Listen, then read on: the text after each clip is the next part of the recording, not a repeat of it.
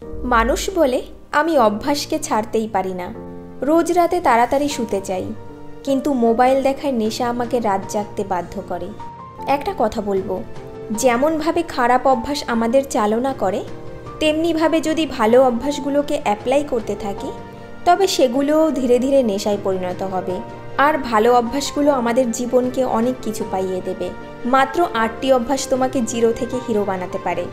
আর যা কিছু তুমি জীবনে পেতে চাও, খুব সহজেই সেগুলো পেয়ে যাবে।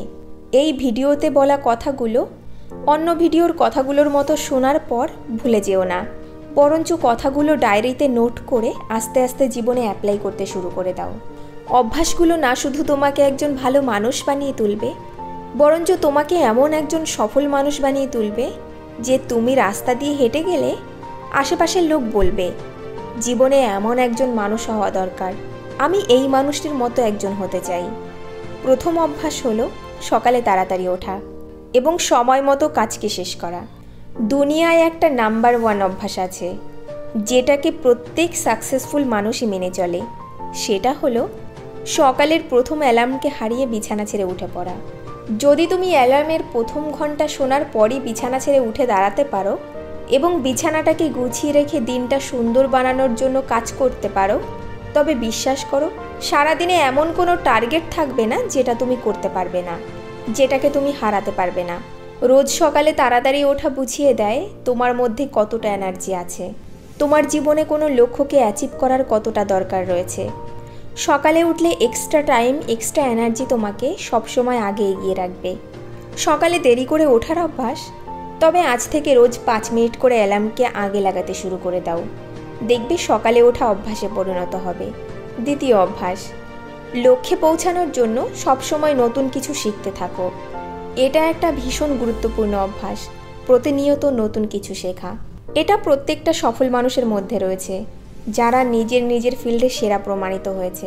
হতে পারে তিনি সচিন তেন্ডুলকর বা অক্ষয় কুমার, হতে পারে সে যে কেউ, যে সবেমাত্র সাকসেসফুল হয়েছে। তুমি জীবনে যতই নতুন কিছু শিখবে, কোনো না কোনো দিন সেটা কাজে আসবেই। সাকসেসফুল মানুষ সাকসেস পাওয়ার জন্য বিভিন্নভাবে এক্সপেরিমেন্ট করে, নিজের স্বপ্নের জন্য প্রত্যেকবার একটা নতুন জিনিস জানার চেষ্টা করে, যেটা স্বপ্নটাকে পূরণ করার পথ সরল করে দেয়। এক লাইনের জ্ঞান শিখলেও প্রত্যেকবার নতুন কিছু শেখার চেষ্টা করো। দুনিয়াতে জ্ঞানের অভাব নেই। যে কোনো ফিল্ডের বাদশা হওয়ার জন্য যে কোনো বিষয়কেই বাচ্চাদের মতো করে শিখতে হবে।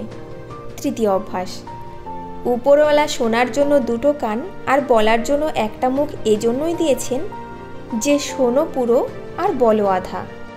বেশি শোনা ব্যক্তি বেশি কিছু শিখতে পারে, আর কম বললে এনার্জিও কম খরচ হয়। কারো সাথে তর্কে জড়ানো যাবে না, ছোটোখাটো ব্যাপারে ঝামেলা করা যাবে না। কম বলা আর বেশি শোনা ব্যক্তি সবসময় জিতে থাকে। যখন মানুষ কম বলে, তখন শুধুমাত্র তার এনার্জি বৃদ্ধি পায় না, বরং সে নিজের সাথে জুড়ে থাকে এবং ভিতর থেকে চিন্তা করার শক্তি এমনভাবে বেড়ে যায়, সে তার লক্ষ্যের জন্য শক্তিশালী হয়ে ওঠে। চতুর্থ অভ্যাস, একমত না হওয়া এবং মানা করতে শিখতে হবে। আমরা কোনো পুতুল না যে মানুষের প্রত্যেকটি কথা মেনে নিতে হবে, প্রত্যেক কথায় স্যার বাবু বাবু করতে থাকবে। আমি একটা আলাদা মানুষ, আমার স্বপ্ন আলাদা, আমার সিদ্ধান্তও আলাদা হবে, আমার লক্ষ্য আলাদা, তো আমার রাস্তাও আলাদা হবে। যদি আমার কোনো জিনিস পছন্দ না হয়, তবে জরুরি নয় অন্যকে ফলো করার।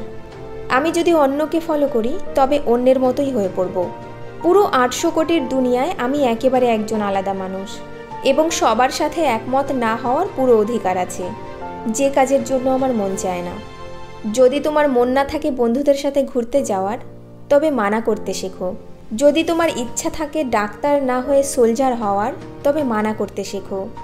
মানা করার জন্য কিছু সময়ের জন্য সামনের ব্যক্তির কাছে খারাপ হতে পারো, কিন্তু আগামী সময়ে সকলের নয়নের মণিতে পরিণত হবে। পঞ্চম অভ্যাস, অসাধারণভাবে রিস্ক নিতে শেখো। জীবনের সবচেয়ে বড় রিস্ক হচ্ছে রিস্ক না নেওয়া। যদি তুমি কোনো রিস্ক না নাও, তবে সবচেয়ে বড় রিস্ক নিচ্ছ। ভাত, কাপড় আর বাড়ি, এই 3টে জিনিস পাওয়া কোনো বড় ব্যাপার না। এগুলো ছাড়া তোমার জীবনে যা কিছু আছে তা তোমার এক্সট্রা, এবং এক্সট্রা যা কিছু আছে তা যদি হারিয়েও ফেলো, তবুও কোনো না কোনোভাবে বৃদ্ধ হয়ে মৃত্যুর দরজায় ঠিক একদিন পৌঁছেই যাবে। কিন্তু আমাদের লক্ষ্য সুরক্ষিত থেকে মৃত্যুর দরজা পর্যন্ত পৌঁছানো নয়, বরং সমস্ত শর্তকে পূরণ করে একজন সত্যিকারের যোদ্ধার মতো সব ধরনের রিস্ক নিয়ে বিজেতার মুকুট মাথায় নিয়ে মৃত্যু পর্যন্ত পৌঁছানো। জীবনে রিস্ক নিতে শেখো। যদি রিস্ক না নাও তবে আফসোস তখন হবে যখন তুমি বিছানায় পড়ে থাকবে।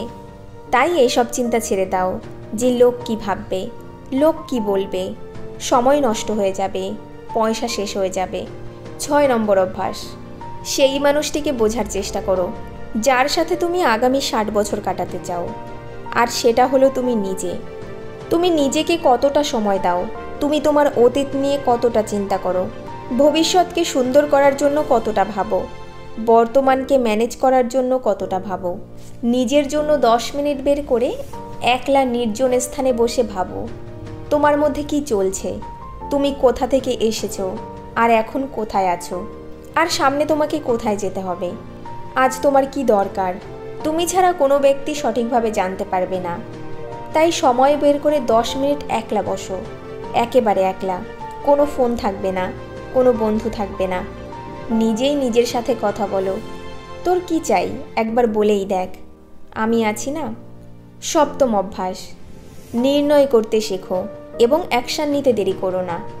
এমন কত ডিসিশন পেন্ডিংয়ে রেখে দিয়েছো যেগুলো নেওয়াই হয়নি। এমন কত ডিসিশন রয়েছে যেগুলো নেওয়া খুব জরুরি। অথবা তুমি নিজেই চাও না, তোমার এই রিলেশনে থাকার দরকার না দরকার নেই, ডিসিশনই নিতে চাও না তোমার কি করা দরকার। তুমি সায়েন্স নিতে চাও না আর্টস নিতে চাও, পাইলট হবে না ইঞ্জিনিয়ার না আইপিএস অফিসার হতে চাও। ডিসিশন নিতে শেখো। ডিসিশন না নেওয়ার থেকে কয়েক গুণ গুরুত্বপূর্ণ ডিসিশন নিয়ে নেওয়া, কারণ সিদ্ধান্ত নিয়েই তারপর লক্ষ্যে এগোতে হয়। তাই সিদ্ধান্ত নিয়েই সঙ্গে সঙ্গে তার উপর অ্যাকশান নিতে হবে, ফেলে রাখা যাবে না। জীবন বদলে দেওয়ার 8ম অভ্যাস, সময়কে কন্ট্রোল করতে শেখো।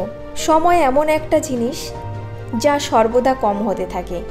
সময় কারোর তোয়াক্কা করে না।